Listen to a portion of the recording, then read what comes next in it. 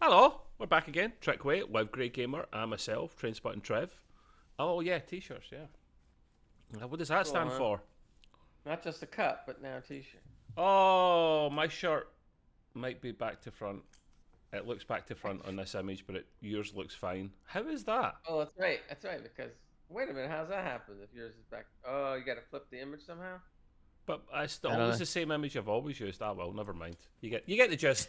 It's stereo. It's See left. now the funny thing is now I see yours correct and I see mine backwards because I know that it flips it the other way Well, we'll see when you what happens. show the See yeah. what happens after. There's probably a setting where you can flip your camera. I don't know. Well, I'm not going to play by that now that we're recording. No, no, But no, no. but it's left and right. It's stereo. So I'll be TTW and you'll be WTT. It makes total sense. What's supposed to stand for the Trekway? The Trekway, TTW. With My microphone blocks it, but hey, there it is. which is annoying me. I should have actually chose the proper warp delta sign for here, and Yeah. I don't think it would have been a problem. There's copyright and whatnot, but for the company Yeah. I was using, they don't really give a shit. But it's the one I used. Oh well, it's close No, enough. that's fine. That's the one we've been using, only just to try not to get people riled. Yeah, It's almost Paramount are very not going to close. pick. Paramount are not going to pick on us, mate. Don't worry, not yet. No. Um, We're really big. Many years from now, No, massive, massive. Yeah, it's the finale we're big. today. We're big in our own minds, though. Speak for We yourself. are doing a review, by the way. We are. Just before we forget, Star Trek Lower Decks. Yes, season it's 4, episode 10. the finale. The finale. Season 4 finale. Can you believe it's 4 years of this? It's like it's hard to just I don't know, kind of pass by. Is that bad? Oh, that's a good thing. All right, okay, yeah. Yeah. Old friends, No, new the planets. bad thing is we have nothing new until, assuming January, we're February. still correct. Yeah, February. But I don't. That doesn't mean that's going to be the actual time. It could be February. It could be March. It could be April. The way it's going, I don't know. Plus, they're Yeah, making less Trek, and and spreading them out. Plus, we had the writer strike. Plus, the actor strike still is not over yet. So there's going to be a glut of no Trek, and we'll just be watching reruns. The only thing we can hope for, maybe, is Prodigy if they bring it to Netflix quick enough. true. Netflix could show it at any time, unless there's Yeah, but something in the contract to say that they can't. the only thing the problem with maybe Netflix, although I don't know what they're going to do, since they have 2 seasons of Prodigy, do they wait and air only the first season and then hold back on the second? What? And They've then, got the first season. Was that in the contract? well, the contract is that period they get the rights to show it now, so that means season 1 and the unseen season 2. Oh, because it was the first season was taken off of Paramount. I don't think it's available. Or maybe So I'm wrong. Netflix, it is. No, Netflix No. bought the whole kit and That's what caboodle. I'm saying. It won't be. It can't be available on Paramount and Netflix. Correct. So it'll be on Netflix, Oh both wow, seasons. it's gone. It's What I was completely saying is, I wonder if Netflix is going to put both seasons on right away, or are they going to put the first, wait a little while, then put the second, which is what I True. think they're going to do. Yeah, watch your space. I hope that comes sooner rather than later because really want to see the Voyager A. That'd be nice. Yeah, all we have is that one little clip that is still out there on season 2, and it looked great. And I was like, yeah, this is neat. Just looked like a chunky Voyager. Like Voyager has not been at the gym for Yeah. a while and put on. It's been hanging about with the fat boy, the Enterprise D, and they both gained several pounds. Just a bit.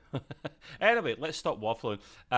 So season finale of Lower Decks, season 4, episode 10, titled "Old Friends, New Planets," and this was like the last episode, great, slightly longer because I guess last week's episode was building up to this. I guess it was a little cliffhanger at the end of last episode. Yeah.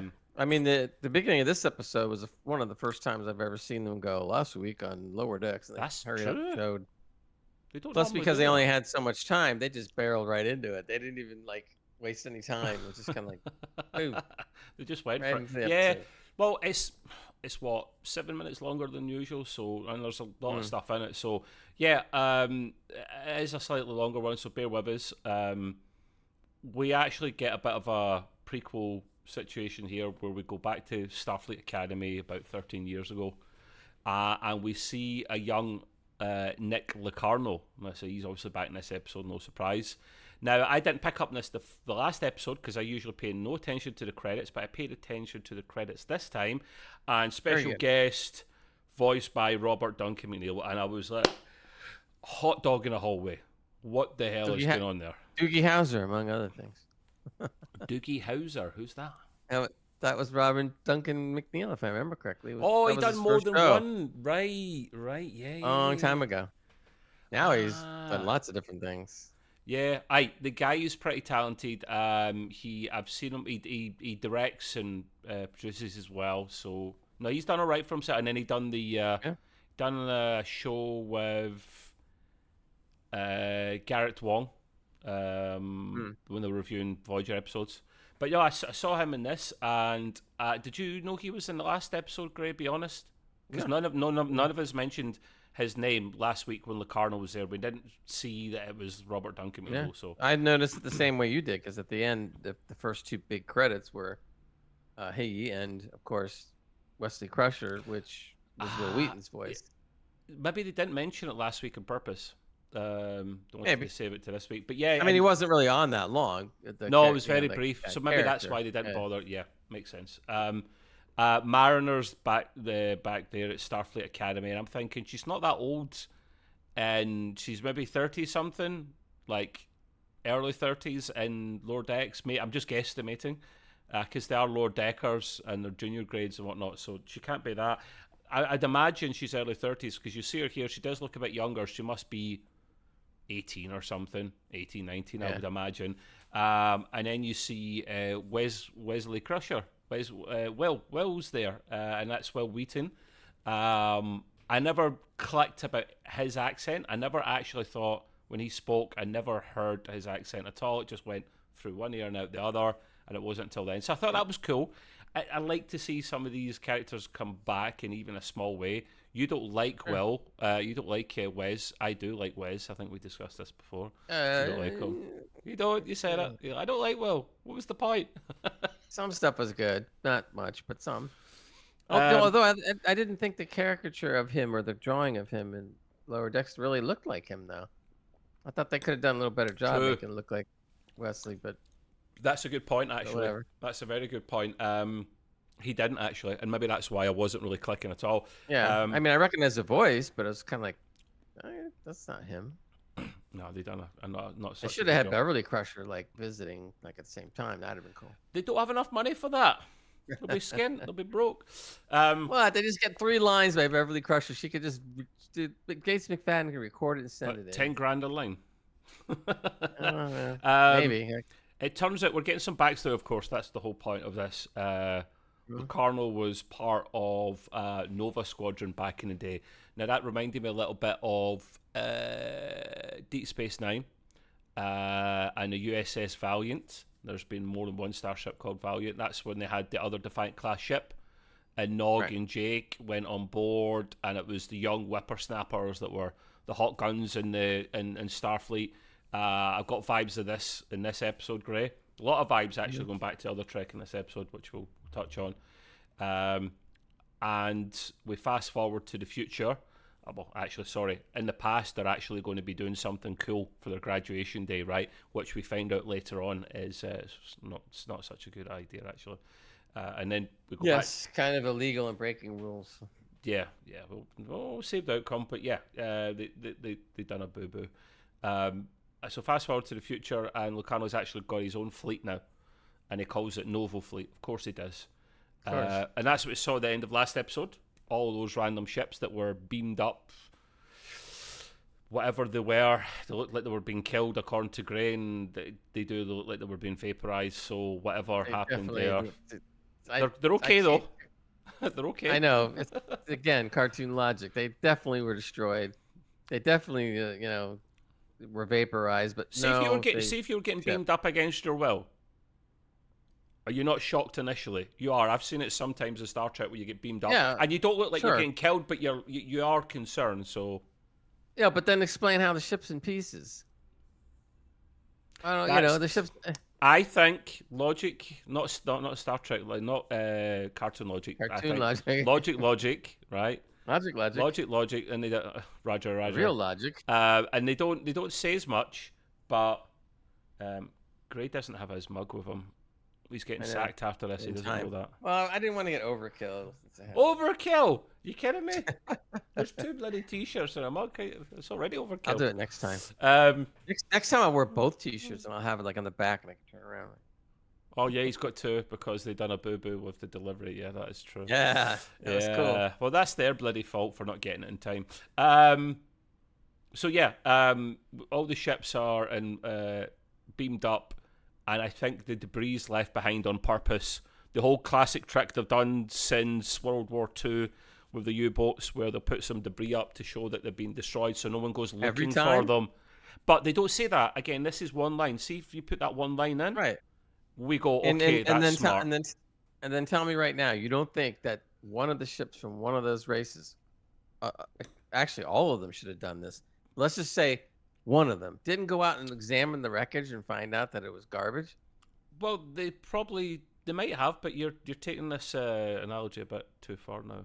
Because it's just relatively common sense. It was just a thought I had. I'm not saying they have never said this in the episode or any other episode. No, so I'm just not canon.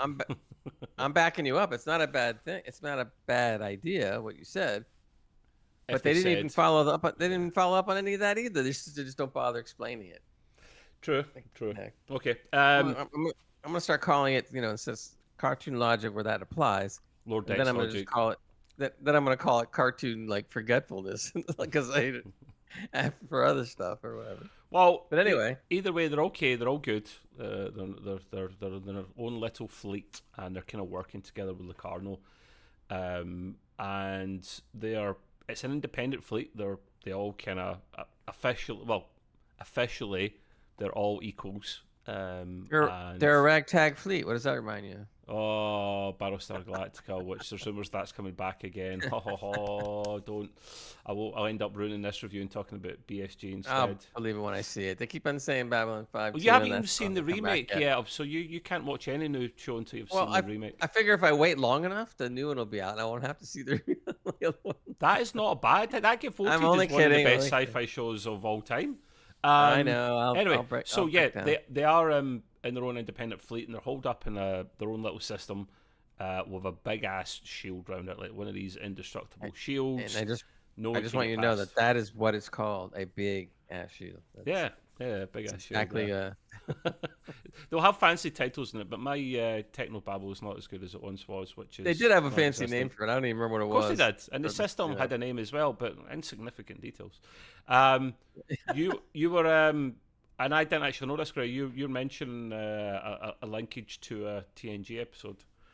Yeah, we mentioned it last week when they were taking the character of Locarno from the episode The First Duty on TNG, where they went over the same thing about how their crew, one of them died because of what they did, and they pick up on that in this and just kind of bring it forward. So yeah, interesting. Yeah, that's hopefully you watched last week's episode's review. If you didn't, then you can watch that again and grade us a good. Gives us a good. Right now. Right now, pause this, go back and watch. Pause this, go back, watch that, come back. And Grade does a good. He did a good description of actually that episode and what it was about, because I didn't know that. On the Cerritos, you you hear Boimler saying that the Maquis would like a word when he is talking about Locarno about his own big independent fleet. And I'm sorry, the Maquis wrote the book in that first. They done it first, so I'm sorry, Locarno. And there's little one-liners like that through this episode that sometimes you don't pick up on, and I haven't mentioned them all, but some of them are funny, some of them are not. And they're actually on Helm and Comms, and that's Rutherford and Boimler. And Boimler keeps saying to Rutherford that, don't you think Locarno looks like Tom Paris? And Rutherford's like, nah, I don't see it. And they're having a serious standoff, like, because Locarno's literally beaming his message to the whole quadrant that he's in charge and this is his system now, and the Cerritos has obviously picked up this message, and these two are like, nah, that's not Tom. And he's like, totally Tom Paris. And it wasn't until the end when I saw the credits and I knew it was Tom Paris's character. And I was like, oh no, this whole time they were saying this in front of me and I was an idiot and never picked up on it. So that was a bit of satire. I liked that. That was pretty funny. I didn't know this, Gray. Where did you find this out? For Locarno was inspiration for Star Trek Voyager's Tom Paris? I was just reading about Locarno in general, and then this thing popped up and said that he was the character was the inspiration for Star Trek Voyager's Tom Paris. The reason why they didn't go with Locarno to become the Tom Paris, or maybe it would have been a different name, Locarno, was because of the guy's past and how bad all that baggage was. They felt that we can't bring that baggage into Voyager, so we'll just go with a brand new character. They did. Tom Paris was a criminal. He worked with the Maquis. He was in jail. I understand that, I'm not saying this is a good or bad decision. It was just a decision at the time, and the producers decided that there was too much, and I'd rather go with a new character. They felt it might hurt things, so I don't know. Well, I'm glad they done what they done because it kind of worked out for the best. So yeah. You don't want him being too bad. Just a fly boy, a naughty boy, as he is. So yeah, that was interesting. I've learned something new today. The thing that we do learn at this stage now was back in the day when they were at Starfleet Academy and it was graduation ceremony. They were going to do that legal thing that Gray and I mentioned a few moments ago. That during this maneuver, it was a legal maneuver, he actually got one of his Novo Squadron teammates killed. So he's kind of kicked out the academy, which is fair enough. You're lucky you're not in jail, son. That's all I'll say. Surely that's something. Manslaughter? I don't know. It's when you don't mean to kill someone, but you kill someone. You're still kind of a murderer, but we'll get into that. Yeah. But in the TNG episode, I'll briefly just say it again. In the TNG episode way back, Locarno ended up admitting that it was all his fault and not his crew, the other people, which is why Wesley Crusher and the rest of them weren't implicated or arrested. Only Locarno was. Yeah. So he took the brunt and he did the right thing at the end. And then apparently, since he's in this episode, he went bananas. I don't know. Does he look like between him? Then and now? Do you remember the TNG episode where Locarno is in that? Does he look a bit like him? I don't recall what he looks like. So yeah, I don't recall exactly either. But it was interesting that they chose that character. But it's okay. I don't mind when they do a throwback and then involve it in an episode. That's always kind of cool. Yeah, no, true. I like this is when you use and no one would remember that. So I mean, who the heck is right? No one's gonna remember. Now all of a sudden, everybody's gonna remember and go like, "Oh." This is what I like about Lower Decks, amongst several things. They do bring in little B or C rated characters, even from way back in the day, about some little plot, and half the people that watched that probably forgot about it, but not Gray because he remembers all. He's the Grey Master. He doesn't forget remember anything. Everything. Well, the thing that Lower Decks is really good at is these throwbacks. I mean, there's a bunch of them throughout the series and in every episode. Yep. And sometimes you don't even catch them all. I mean, some of them you and I catch, and some of them just kind of go by. Like Pokemon, Gray. Right. So, in fact, even the what was it when they did the flashback to the squadron? What was it? One of the characters was. One of the characters was talking to Wesley Crusher, and he flat out says something about Captain Picard and the Enterprise right then. So they already were referring to what was going on or what was going to happen or whatever. So that was kind of cool. Yeah, I like little throwbacks like that. Keep doing that, please. It's one of your strengths. So yeah, Locarno's rogue agent at this stage. Now. Apparently, Dr. Cat is Gray's now permanently renamed her. So that's what he's literally had the writers at gunpoint that you have to change your name to Dr. Cat. Tiana to Dr. Cat. Tiana, Dr. Tiana, and Nurse Dog. thinks that it's another one-liner because that's when she's best, when she has one-liners, not when she tries to have serious dialogue. And she thinks that she's like, look, Colonel's an asshole. But it beeps it out, of course, just like typical. She's not a fan. Grey notes, Dr. Cat strikes again. Not for the first time, thankfully. She has a better line coming up as well. There's a line. Yeah, there's a good line which later. had me chuckling out loud. Yep. So, in case anyone tries to... The thing is, Locarno's a smart cookie, right? He's obviously put a lot of planning into this. Not foolproof, but he's been planning this for a long time, so he's had time to get it almost foolproof, this scheme.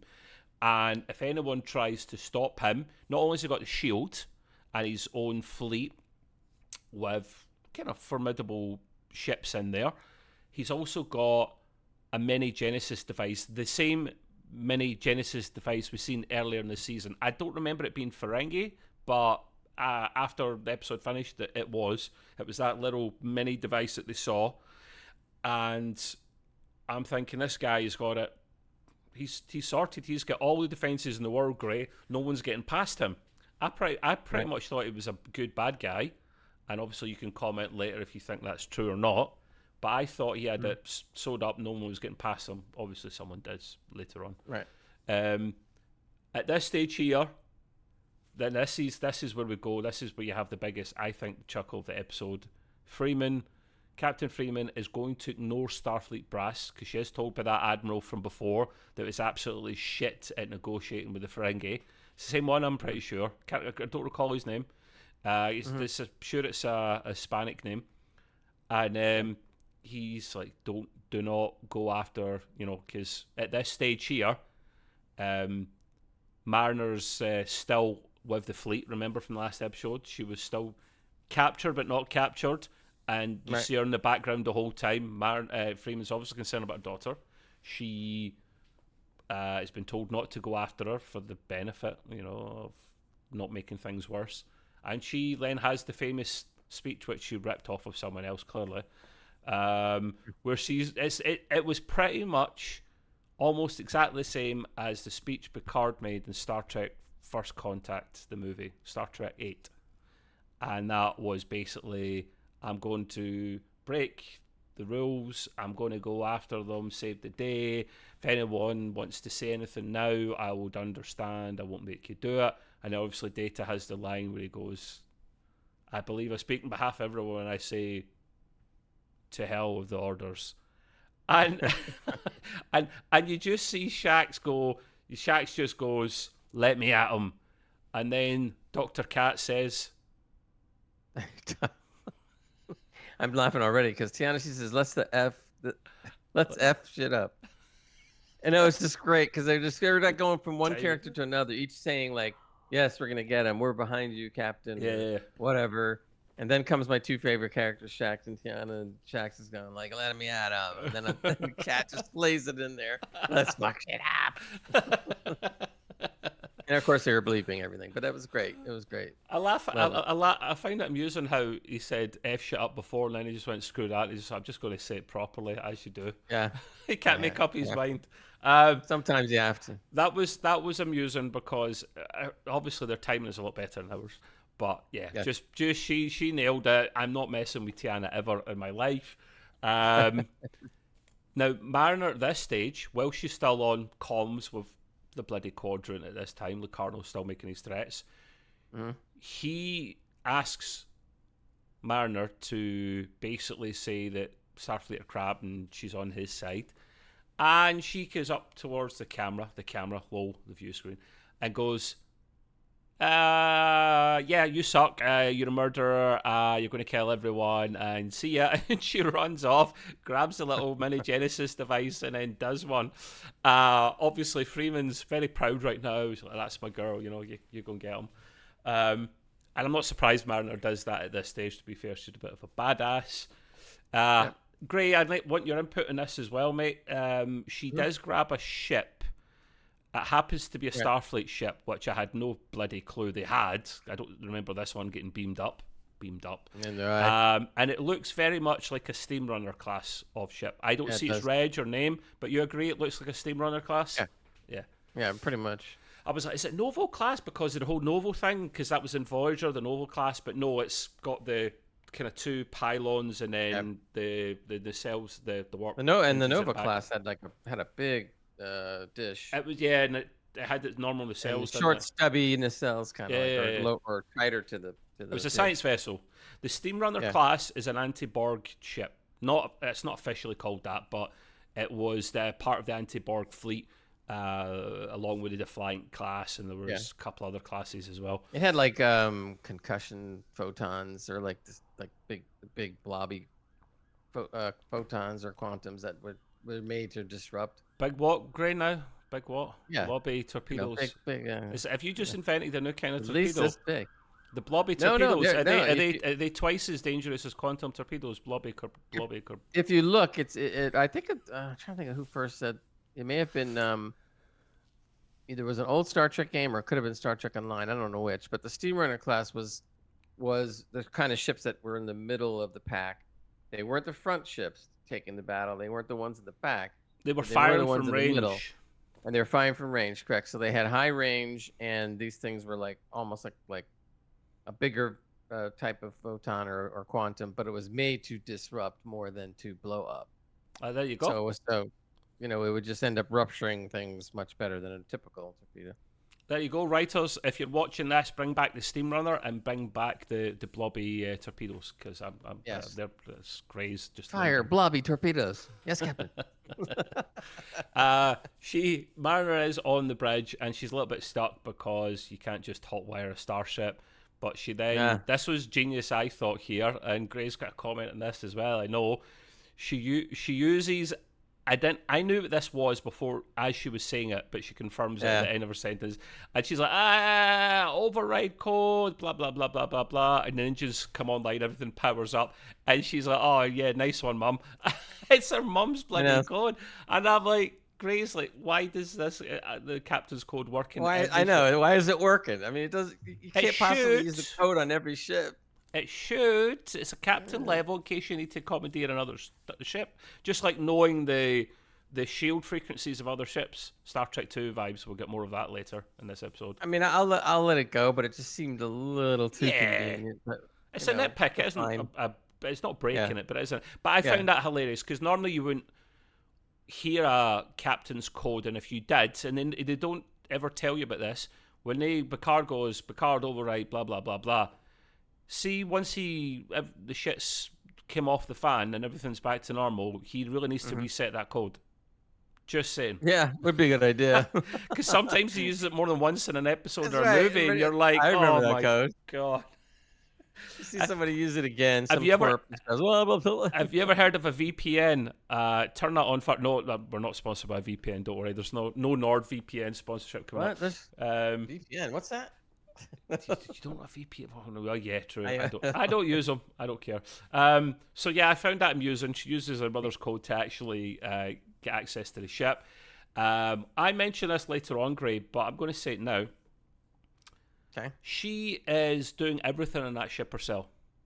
She's flying it. Yeah. She's piloting it. Piloting it, firing. Yeah. And I'm sorry, it's not like the Prometheus, where it's one of these you only need a few people on board kind of ships. You still need a decent amount of crew, and she's doing everything herself. It's a nitpick. I'm not complaining. Yeah, but that's a good nitpick because it's a little, just I don't know, cartoon logic again or whatever. You mentioned that cartoon logic, actually. That's a good point. And how did she attain these skills so quickly? You're saying, I think she's a pretty talented individual, mate. I'm not really surprised. Well, I'm not saying she's not talented, but the way she was piloting the ship through all this debris field and everything like that. I mean, you only see people like Sulu and what's her name, Ortega from Strange New Worlds, because they have experience. They've been doing this for quite some time. She has zero experience flying a ship, except maybe the shuttlecraft and stuff. Now, okay, let's say she has some natural talent for it. Okay. She still is not going to be that good. I mean, I'm sorry. She's going to end up smashing into stuff. Yeah. I mean, she kind of does, actually. Cartoon logic. I'm like, I just no, because, hey, I learned it by holding on to my mom, osmosis. It's just amazing. She kind of does smash into stuff, to be fair. That is a good point. Yeah. They have to get some help. I think Freeman's not stupid. She knows that the Cerritos is no chance against that fleet. I mean, God, even the Enterprise doesn't stand a chance. Not the bloody G. Oh, any Enterprise up to that level before G But the is E probably can handle it. yeah. Well, on the whole Or the fleet, D. the whole fleet. No, not the whole fleet. Um, The D and the E together, that would do it. that's a start. That's a Trekkie's wet dream come true. I believe. So yeah, they do have to go and get some help, and I think Captain Freeman knows that. So Tendi has a plan. Genius Tendi, smart Tendi, and that's actually to go back to her home planet of Orion to ask her sister for help. Remember earlier in the season, her sister is now kind of like in charge of the leading criminal family on the planet, which kind of makes her de facto boss. Pirate faction. No president or prime minister. She is just the top of that family, which makes her head honcho. So, and they have a kind of decent plan, which is to use one of their warships to punch through the shields. Makes sense logically. Get a big, massive ship with massive phaser banks and blobby torpedoes, great, and you'll get through that in no time. Well, did you see the scene of how big this thing was? Huge. I mean, when the Cerritos was flying to it, it looked like a tiny little gnat. And this thing is like it looked more like a space station, like a Babylon 5 space station. Yeah, or something like like an aircraft carrier. I mean, this thing is big. Yeah, or a spacecraft carrier, I believe that would be the space version. But it won't be any time at all before the Yanks have got one of them in space, mate. I'm calling it. You guys will probably do it first. A space fleet carrier. Both you and I will be long dead before that happens. Yeah, that's true. That's true. God damn it, man. He's a bundle of joy, isn't he? I'm trying to talk about the future, and he's like, "Oh, we'll be dead." No, because we'll be in you and I will be in the Nexus, and we can just be staring down and watching. Oh, we getting beamed up to the clouds. Like, we're out there with Q and everybody. And we could just sit there and look down and go like, oh, look at this. We're in the what is it? What's it called? We're gonna we'll be part of the what? You're thinking hard. I can tell. Star Trek Discovery, the Mycelial Network or whatever it's called. Oh yeah, the mushrooms and stuff are. Yeah, he hates that. That's why I mention it. That's why. The reason why that is because they're on mushrooms. That's how they came up with that one. Well, of course it makes sense. Sorry, I know we're massively sidetracking, but the whole reason the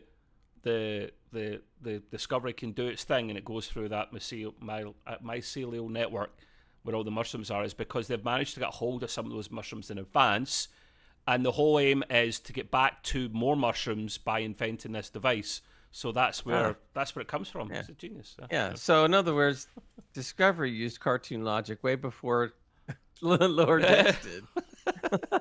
Great. Yeah, let's get one of these zygote-looking creatures and put them in there. And Gray's seen this because I've sent him a couple of times just to wind him up. You guys have probably seen this as well.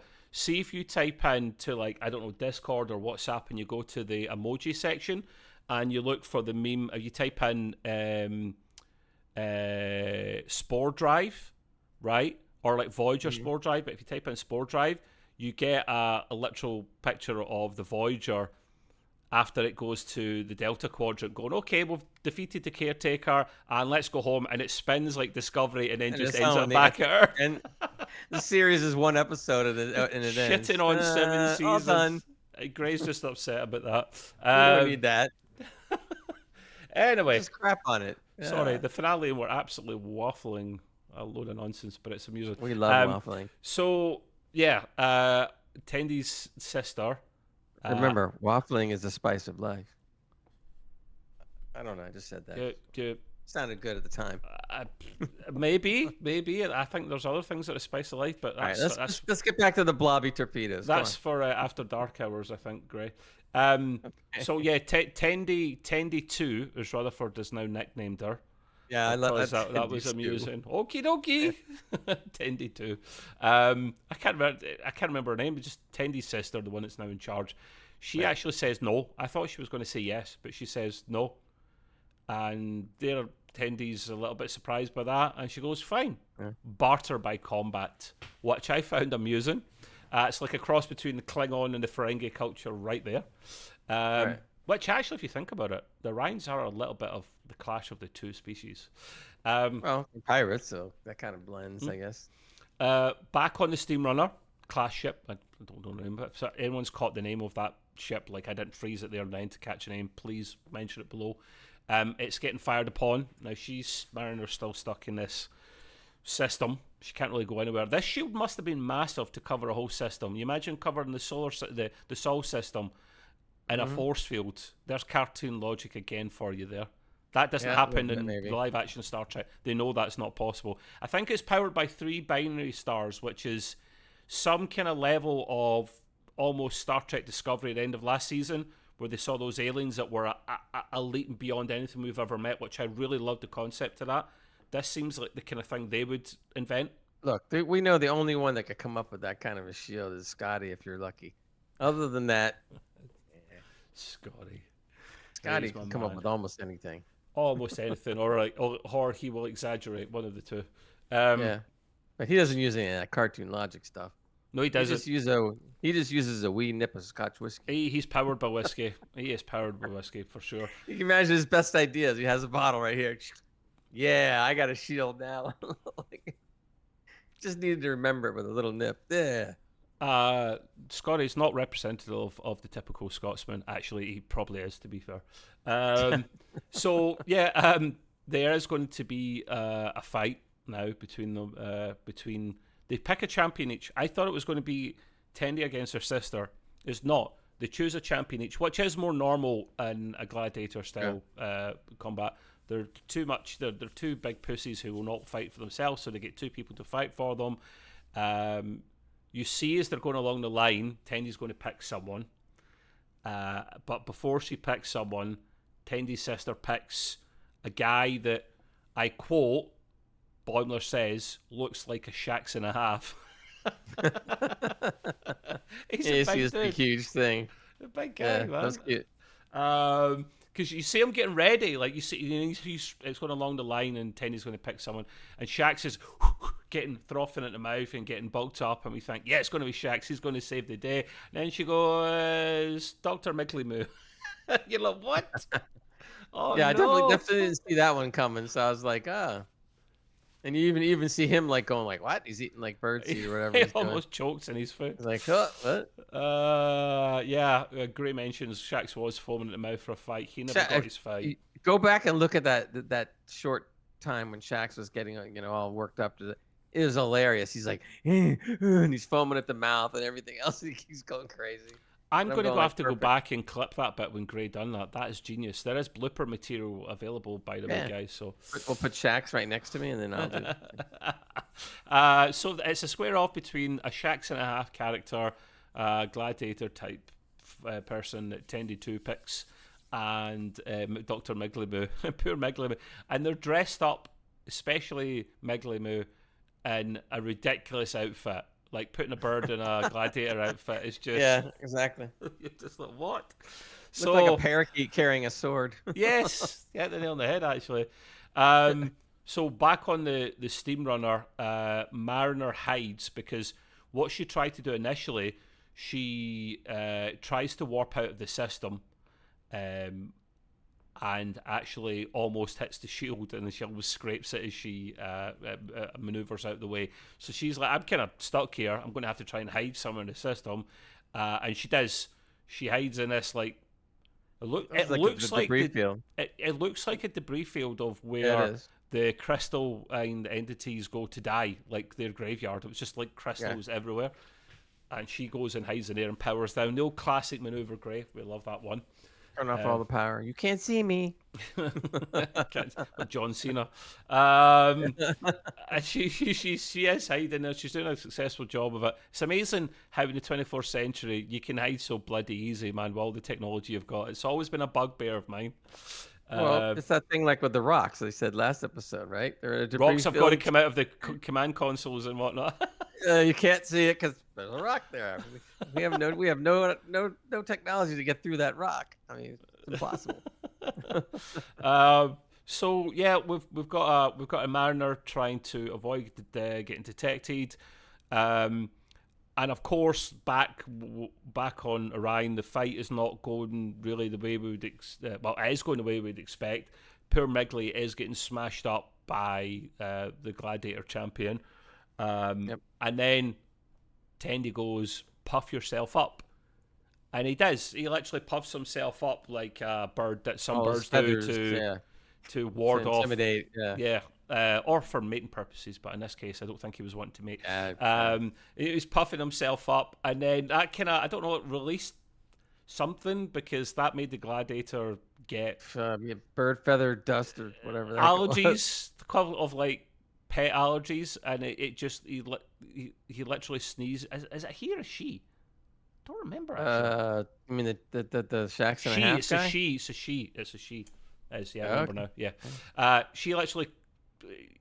You think Migley's going to win because like Tendy's like I picked this person. I picked Migley on purpose because I knew the champion is allergic to animals, and literally this poor champion literally sneezes itself into being unconscious and then lands right on top of Migley. But I thought that, and then they go, oh, okay, yes, that's our champion won. Migley's defeated. I'm like, isn't that technically a draw, worst case scenario, or Migley's I mean, won? first of all, it was to me it was a major mistake because the champion falls on Megley and she's not moving. But if you look, Megley is moving. He's moving his wings around like this. Yeah. So that he won. And so all of a sudden they're saying like you lost, and I'm like, where's this coming from? What, you didn't lose? So I was totally expecting them to, to keep the ship or whatever, and all of a sudden this starts going on. I'm going like, huh?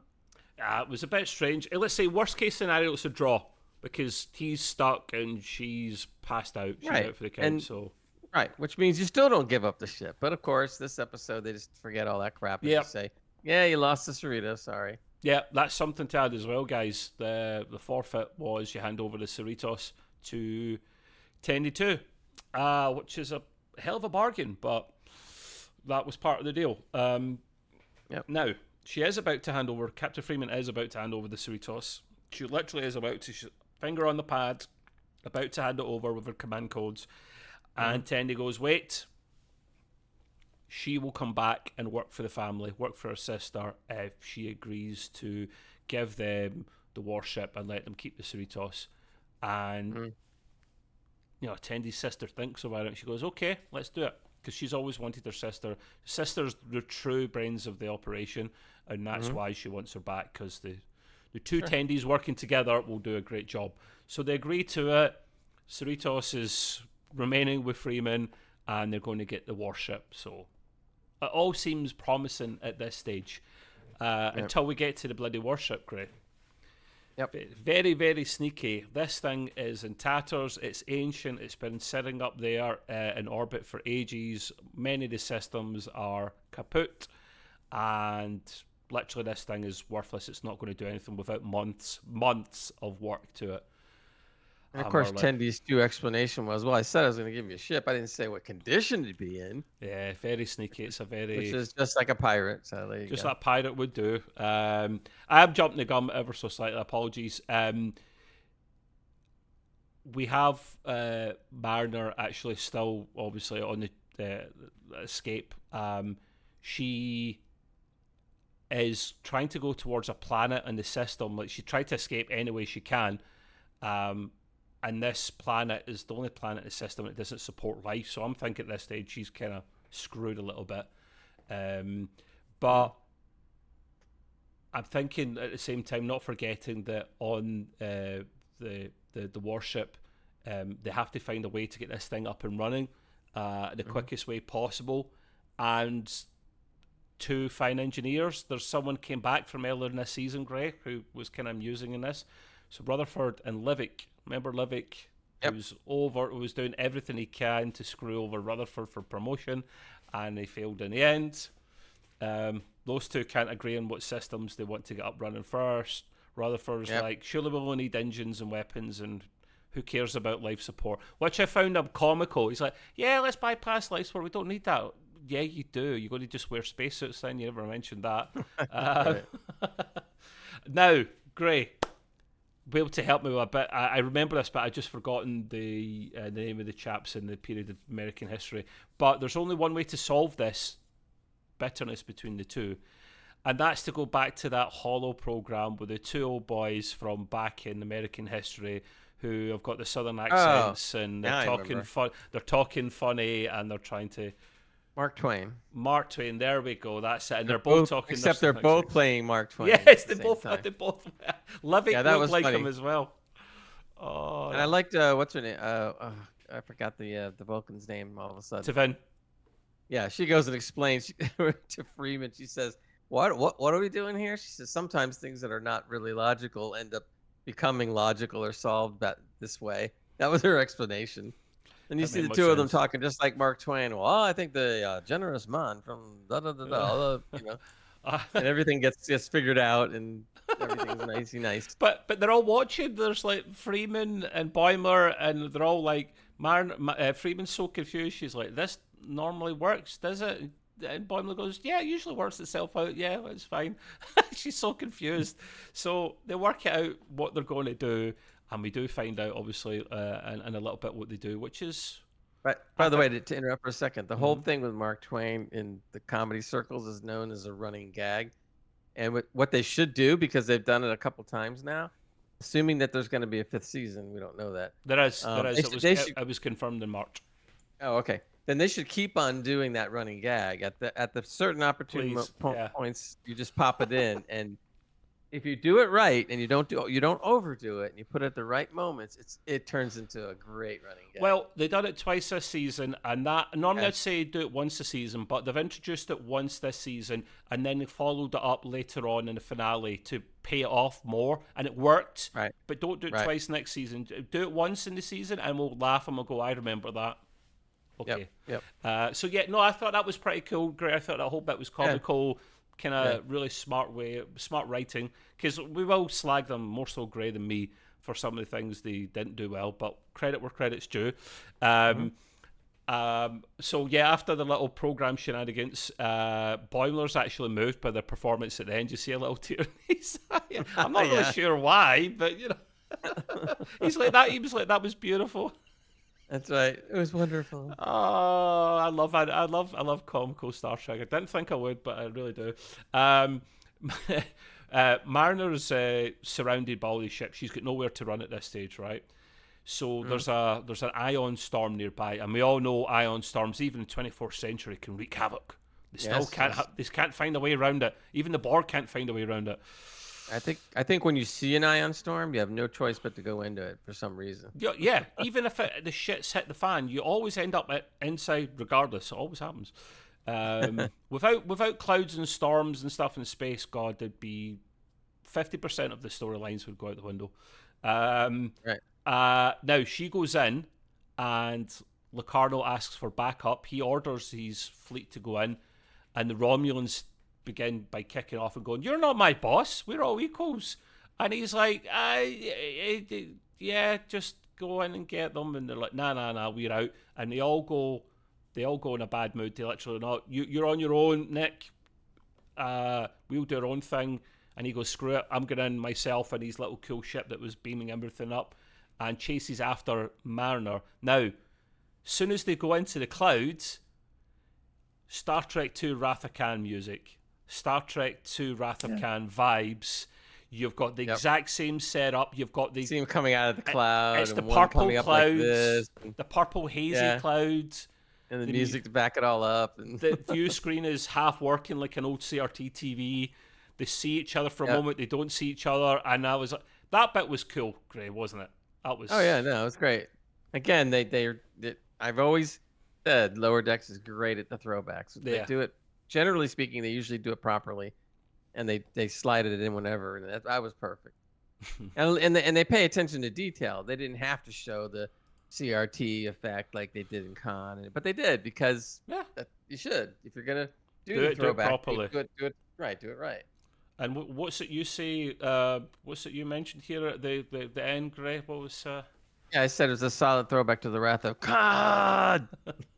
Sure, I've got that blooper there somewhere, man, of him. I love that. I just love that bit. Just keep doing stuff like that.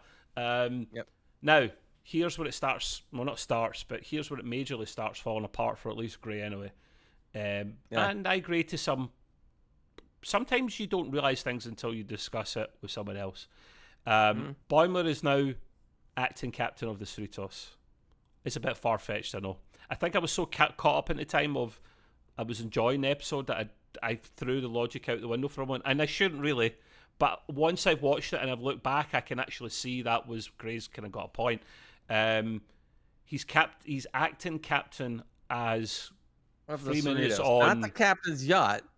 Now, if he was a captain, I didn't say that. If he was the captain of the yacht, no, I'm saying he's acting captain. You believe it? You believe it? I would believe it a little more if he was in command of the yacht, because the yacht is just a little ship. But no, he's in command of the main ship. And I'm like, no, never You're not happy, are you? No way, no how. There's plenty of other people on the ship that are higher ranked than they are with more experience. And you mean to tell me they're just going to go like, Boimler, no problem. You're just above lower decks, junior, lieutenant. Just command the ship. It's cool. No. Did we agree that a lieutenant junior grade is lower or higher than an ensign? I think it's higher. It ain't by much. Yeah, no, by exactly. Which you're right. Which makes my point. It's like throwing somebody that's an ensign or a little better. Just command the ship. Well, we have plenty of people here that have more experience, but look, we don't give a crap. We want you to be the captain. You are right. The only thing I could think of is because he is one of the major cast members that they're giving him a bit of moment to shine, and because if you think, I know it's not the same. In Star Trek Voyager, Harry Kim gets command on the night shift, and it was that episode where the 5th season where they're all in a region of the Delta Quadrant that's just black. There's no stars at all. I think it's called Void, maybe Void or Night or something like that. And he's in charge of that, and he's playing his flute, which he plays in real life as an actor, as a person. Sorry. And I'm thinking he's got command there. Now that's at night shift. That's everyone else is in bed. That's fine. It's not the same as being in a live situation like this that's dangerous. Gray has got a point. You do. Think about something now. Missed opportunity again. What it should have happened, or would have been kind of cool, is Shax should have assumed command. No, he would have bloody destroyed everything. He would have just set fire on everything. Yeah, I agree. I understand, but it's not the point. The point is that he is the proper officer. He is the proper rank. He has a proper experience. He should have been the one commanding. And if you think about it, there could have been some great funny lines if Shax was had assumed command. That would have been kind of cool. Here's a thought. Here's a thought. Tell me what you think of this. Right, so I've got something in my mind. Say Shax is in charge at the start of that mission, that operation, right? Because he's the highest rank at the time. He's a lieutenant, or at least, or lieutenant commander. Yeah, he heads the whole security thing. Or he might be. No, he's commander. He's actually commander, because commander's not always a first officer. Not always. Right. So he's commander, and he should be in charge. Say he's in charge. He's head of security. Yep. Say he's in charge to begin with, right? And he goes to sit down, and they ask for orders, and he goes, "Destroy everything! Fire! Open fire and everything! Fire it all! Fire at will!" And then all the bridge crew go, "Sir, do you mind if we just take command instead? Just can kind of push him out of the way for the good of the ship." And then Boimler goes in. Then that would have been funny, and it would have made more sense. See, I could have almost accepted that. Yeah, hire me as a writer. Just saying. That's right. Well, we've been saying that for a long time. They should hire us both, but nobody listens. So yeah, it is a bit far-fetched, Greg. Granted, definitely, I do agree with you that one, mate. Here comes another one that's far-fetched. But okay, go ahead. I know. We do get more Star Trek 2 musical notes as the Cerritos is tractoring the Orion warship alongside it. Now, oh God, this is where I don't know if I agree or disagree, or I'm 50-50 with Gray. I thought it was cool. I thought it was genius, because we have no clue the power of the Cerritos' tractor beam. We don't. But it is far-fetched. Come on. It is far-fetched, I give you that. I didn't think of that. I was caught up. Gray, I was caught up in it being entertained. I know. So, but you didn't like this, did you? See, the problem is you fell too quickly for the cartoon logic. That's what happened. Give me a chance the episode to finish and then analyze it and then break it down. Yeah. The whole thing I saw right away when I see the scene of this little Cerritos pulling this massive ship, I'm going like... It looked bigger beside the ship when it was tractoring it, though, no? Right, but the point is that like I said, the ship's mass doesn't change just because you're in space.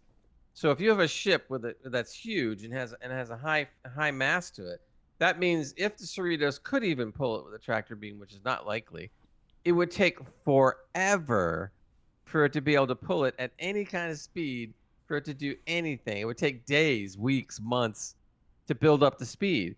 However, if you had a ship like the Enterprise, and considering how big this ship was, even the Enterprise would have an issue tugging a ship that big with the tractor beam. So I'm sitting there looking at this going like, the concept was great. It really was. I thought it was a great idea. But give me a break. A teeny little Cerritos this big is just tractoring this massive ship. No, not in a million years. You know, the cartoon logic just totally broke there. What Gray doesn't know is they were actually using 2 tractor beams, but he doesn't know this. No, I'm joking. Oh, wow. They weren't. Although that should be a thing. There should be a secondary. There should be a secondary. Even if there's a secondary, there's not enough power. I know. I'm fishing. Yeah, I know. I've got one. Yes, it is a bit far-fetched, granted. Good concept, but not carried off well enough. They should have thought of a different thing. They done this in season 3 Picard, but it was ship on ship, where they literally tractor one ship and use it to throw into another ship. Now, I thought at the time I said to you, the Shrike, when it done that to the Helios, that was a bit far-fetched, because while the Shrike was a bit bigger, probably had a powerful tractor beam and could tractor it without problem, the way it turned it round, it done it as if it was prey inside a bird's mouth. It done it too easily. It should have done that slowly. So I thought it was a bit far-fetched. So yes, right. I'll give you a point there, Gray. It is far-fetched. So they are tractoring this ship. Boimler's getting told to stand down by the Admiral again, and he's like, nah, sorry, goodbye. You can cut some off. And you just see this massive Orion warship underneath getting tractored. It isn't. It's the more of the Star Trek positive vibes, where it looks like the good guys are going to get one on the bad guys. Those scenes in the movie, and I'm thinking it's genius. When I say genius, Gray, I think what I meant was this ship couldn't do anything. It was a hunk of junk. They probably couldn't even get one system up and running. So their plan is, maybe a bit far-fetched, to tractor this thing in, like the Shrike picks up the Helios and slams it into the Titan, forever known as the Titan, not Enterprise G, and literally throws the ship into another ship. They tractor this warship, Orion warship, and they throw it into the shields, which I thought actually they were going to throw it and it was going to fire just before it. I thought maybe got phasers up or something, but they didn't. Like I said, I think the whole concept of doing that was smart, and they weren't throwing it at all. They were just towing it, and then because it was building it up, it was building up its own inertia to just keep on going straight. So the whole concept was great. Mm-hmm. It's the execution that made absolutely no sense.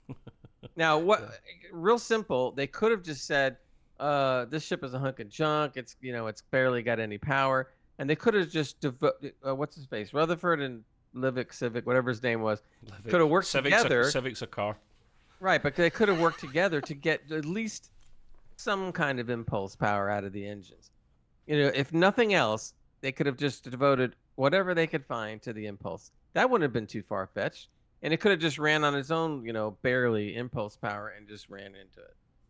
Okay. Much better explanation than the freaking tractor beam. True, but they couldn't get a single system. I think this thing was literally a husk, a shell. It was that bad. Yeah. But okay, fair enough. But when the ship actually goes into the shields, it doesn't instantly take it down. It goes in and it just obviously starts getting flattened and dismantled as it is the shields. Yeah. But it was enough to punch a hole by the time it literally crumpled into nothing. And it opened quick enough for Freeman on the captain's yacht to go in through the hole before it restored again, which is slightly more believable in terms of the shield only come down temporarily for a moment, because it should go back up again that quickly. And Freeman's on the captain's yacht, and I'm thinking it. I'm sure loads of other people were thinking it. In fact, who's it that says it? I don't know if it was Boimler that says it, or Rutherford that says it. It's like, we have a captain's yacht? What? Really? Because thing is, this is a running gag. So many starships and the hero ships of our series that we love have captain's yachts, but you very rarely see it because of budgetary reasons. The Voyager had a captain's yacht. The Enterprise D, did it have a captain's yacht? I don't know. Maybe. I don't remember them ever talking about it, but the E does, certainly, and you only see that in the movies. In fact, you only see the E in the movies, that's the point. You see it in the movies because they've got more money. Most ships have a captain's yacht of a certain size, and we finally see it. It's basically a shuttlecraft. It's a souped-up shuttlecraft, like an advanced shuttlecraft. And they make a break through the hole before it seals itself up, and then Mariner can go and get... Freeman can go and get her kids. So, sorry, we're getting a little bit caught up in this whole slamming the ship into the shields. It's got me a bit upset, and it's got me a bit upset. The other thing was, since you brought it up, was that I don't think it's very likely that she would have had a captain's yacht. The captain's yacht, generally speaking, was kept for senior captains, higher ranking type ships, or ships of a certain class, or whatever. They're not going to put a stinking captain's yacht on a support class on a Cerritos. Sorry. Yeah. Well, that's not going to happen. I'm going to expand on your point. I agree with you, Gray. Look at the ship. Well, don't look at your ship behind you, because it's not behind you, really. Spoiler alert.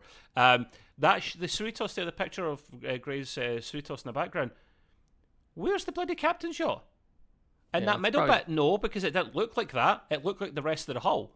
There's a little design. They're hiding there. It somewhere. Like maybe they're hiding it right here. No, the captain's yacht's always underneath the saucer, mate. And every time there's been an example in a manual or a technical manual, it's always been underneath. Tell me if I'm wrong, people. Tell me about yachts that are somewhere else on the ship. I don't know. I mean, maybe would have didn't have to do this, but what would have been cooler maybe is that if the saucer section separates off the Cerritos. It's been done. It's been done to death. Yeah. True, but that would make more sense because there is no captain's yacht. Sorry, on her ship. I don't care what they say.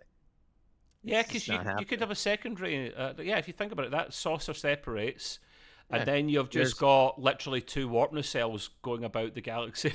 Right. Because they have a middle section though. Look, move your chair slightly to your right, Gray. Slightly to your right. Okay. I see there. Right. So we see underneath, in between, right, that middle bit. It would separate right here. No, the pylons. It's only the pylons that are the struts that are attached to the nacelle. Yeah. So those two would at the nacelle bit. Those two would detach there. So you've got two big struts attached to two pylons underneath, flying about, and that middle bit probably wouldn't work. That middle bit is something to do with the warp field that actually. I don't know if it advances, it makes it better or makes it more stable.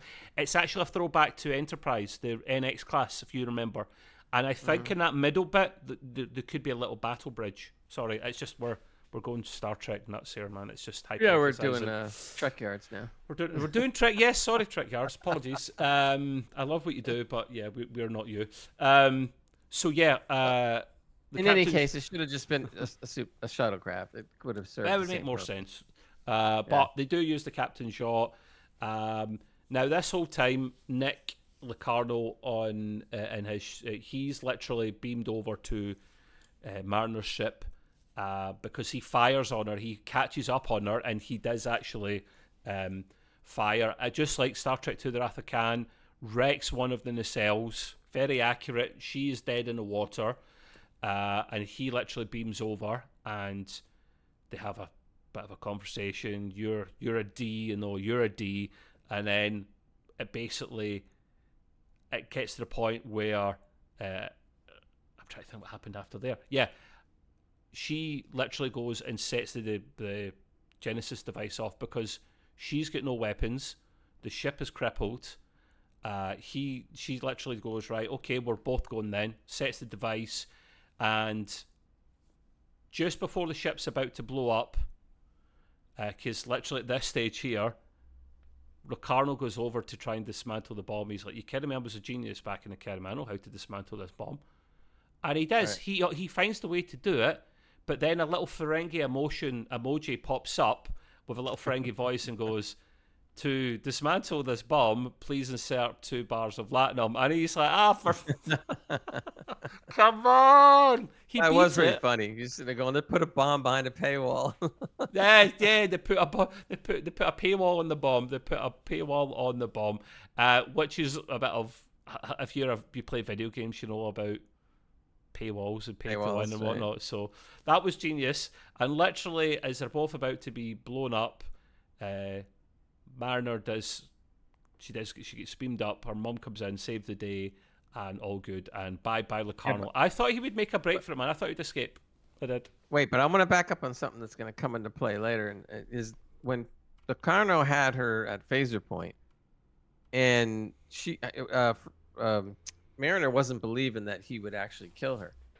But when she was beamed up, he certainly did, because he was going to kill her. The beam went through. He fires. Yeah. So he was definitely going to kill her. There's no doubt about it. So, and that's going to come into play in a minute. I'll tell you later. She was literally in the process of being beamed up when the phaser was shot. And I always wondered what happens as you're getting beamed up and your atoms have not quite left that spot and the phaser beam goes through. I've always wondered. That's happened so many times in Star Trek. Sure. But yeah, it's a good point. The day saved, all good.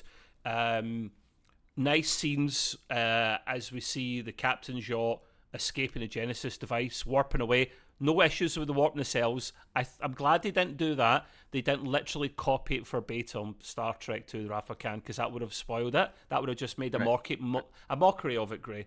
So I'm glad they just went, okay, you see it warping out, and you see the Star Trek 2, the classic Star Trek warp coloured effect, which makes no sense in science fiction. It makes zilch. It makes more sense when it goes.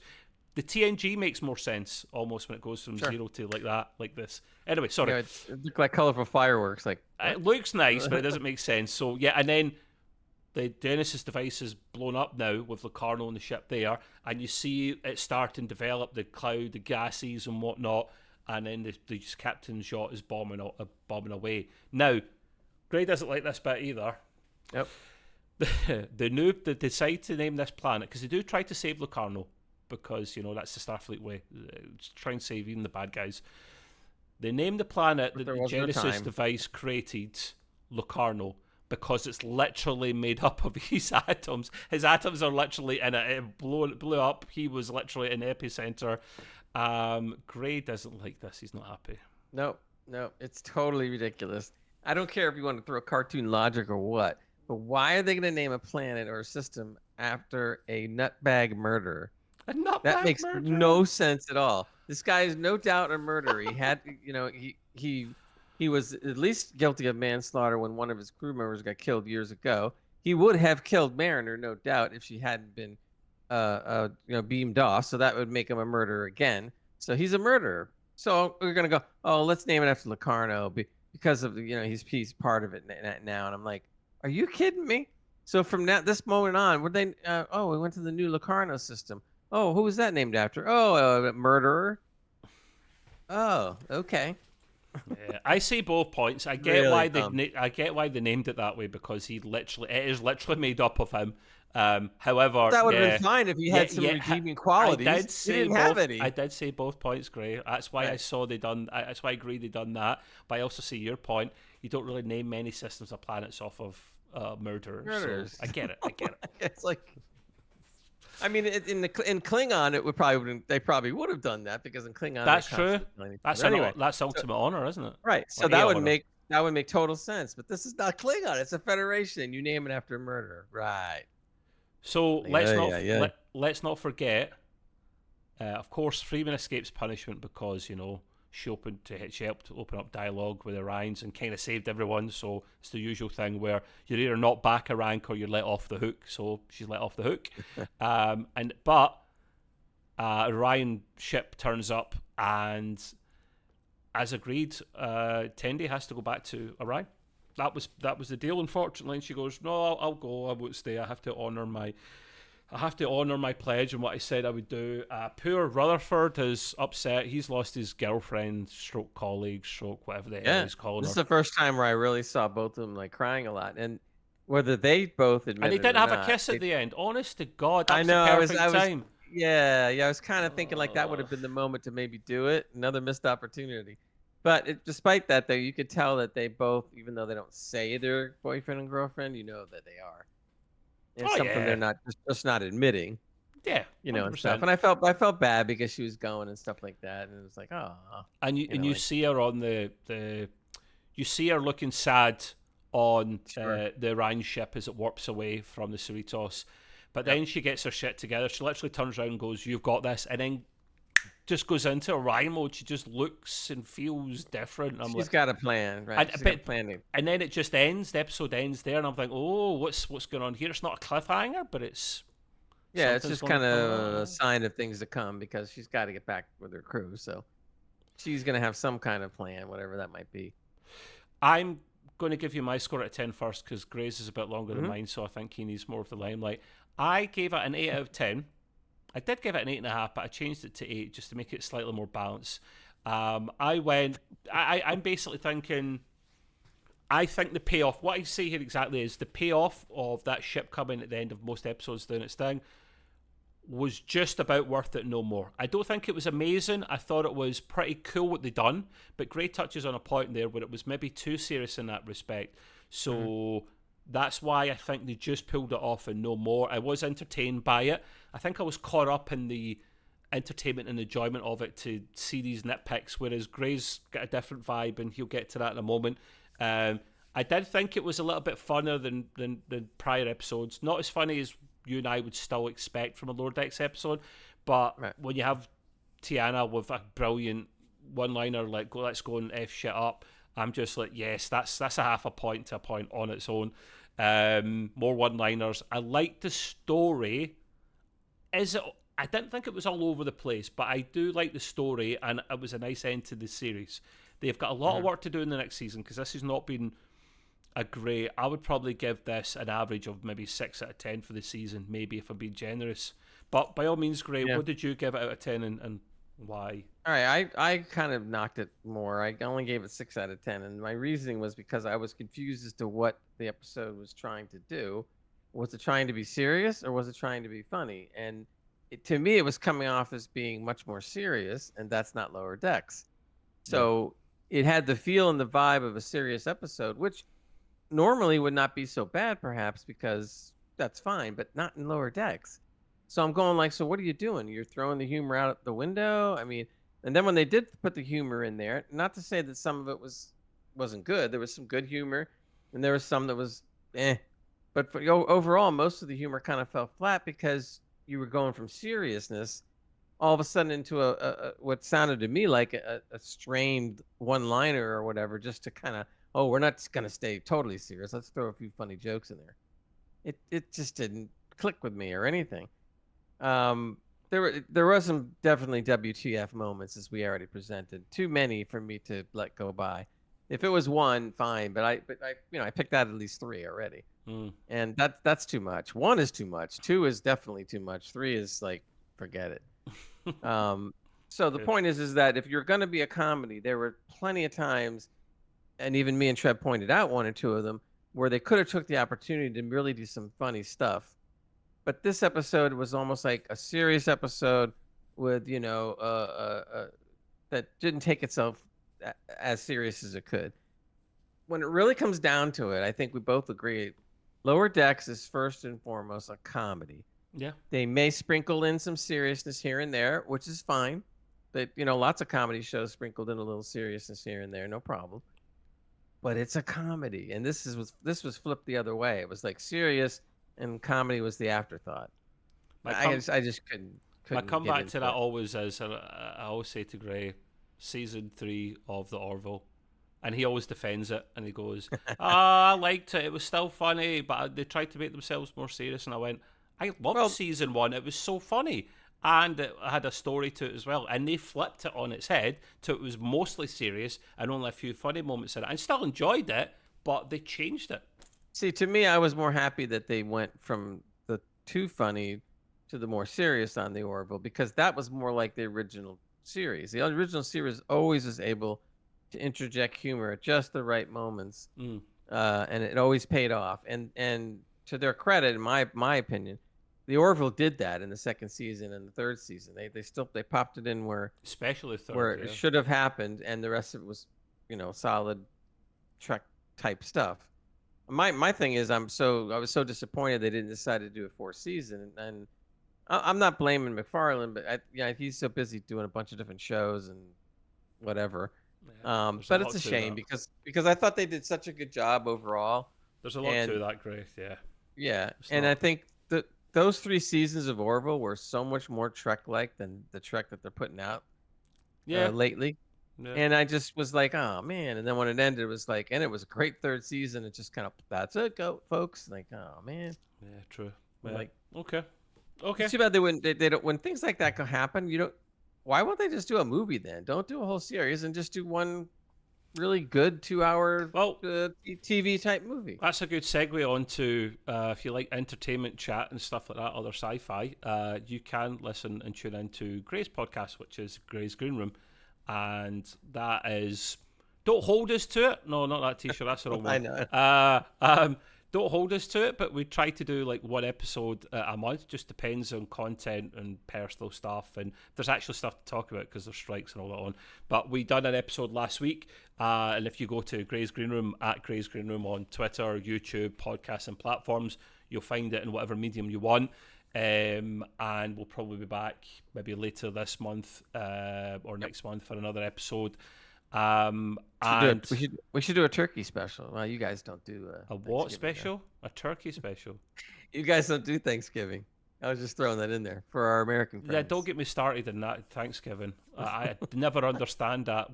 It's an excuse to have a party, a big piss up in a family and a big meal. Yeah, man. Just before Christmas. Just before Christmas, man. Timing is impeccable. No, wait. What's worse is how they keep on backing up the advertisement for Christmas on television. They used to wait until Thanksgiving was over here, and immediately they would pound you with the Christmas, commercials and stuff. Then all of a sudden they backed it up before Thanksgiving.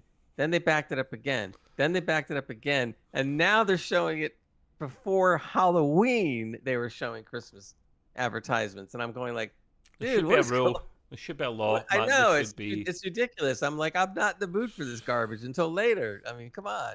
2 massive feeds, man. Yeah, in the space funny. of like what, a month or so. When is Thanksgiving? Has it been? Over here, it's always the fourth Thursday. So this year it's going to be the 23rd.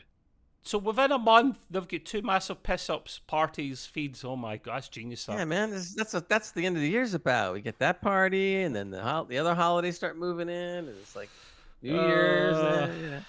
Anywho, right? So yes, distracted massively. But wait, before we go, I think it's important to say now we know, at least from what we've heard, is that supposedly Discovery 5th season is going to be on in February. Now, we know that these things change all the time, so we hope it's going to be on in February, but they haven't really said that concretely. It will be because that's 3 months away, and that's the gap they want to have. Right, exactly. The other kind of bummer thing is, unfortunately, because of the writer's strike, which is already concluded, the actors not so much. So they're still on strike, which means production still can't happen. Mm-hmm. So that means that, man, we don't even know when new episodes of other Trek shows are going to be on. It could be a long time. Yep. But I think, I was speaking for Trev maybe for a second. We're going to try to come back with some kind of specials so that we're not just not doing nothing. But it does make it more difficult when stuff like this happens. But there's things that Trev and I discussed that we could mess with. Yeah. But if you have suggestions yourself, people, put them below. Don't like it, don't dislike it. Just put comments below. What do you want to see? Yeah, just put anything you want to see. Reviewed? No idea is a bad idea. We may or may not do it. Top 5, top 10, or what Star Trek character does Gray look like the most, or what Star Trek character does Gray want to sleep with the most? Just give us ideas and specials, and we'll see what we can do. A lower decks character for sure. But yeah, no. Listen, there will be more content. Don't worry about that. And the last thing not to forget to mention is later this evening we'll be joining our friends Nick and Ross to do our gaming pod. We do a gaming pod as well most weeks. Basically, search under at Extreme PC. In fact, no, it's changed. It's his Discord link changed. No, Extreme Gaming at Extreme Gaming Podcast. If you search for that, there'll be a Discord link, which I'll need to update and put below, but it should be below when you get to it. And if you join there, there's a channel that we talk about Star Trek stuff in there. There's a channel or a room we talk about Gray's Green Room entertainment stuff as well. plus gaming stuff. So like all the cool stuff in one server. Come and see us, and we do a Twitch stream once a week, so you can download these VOD and we talk about game reviews and whatnot. So yeah, we'll wrap it up there, Greg, because this has been a really long one. It was the finale. We expected it to be like that. But we will do some specials over the course of the next few months, but we'll definitely be back for Discovery Season 5, which I'm looking forward to because that's the finale and I want it to end well. So, but yeah, thank you for your patience, people. Thank you for coming along, Gray. And until next time, do your thing, mate. Live long and prosper, everybody.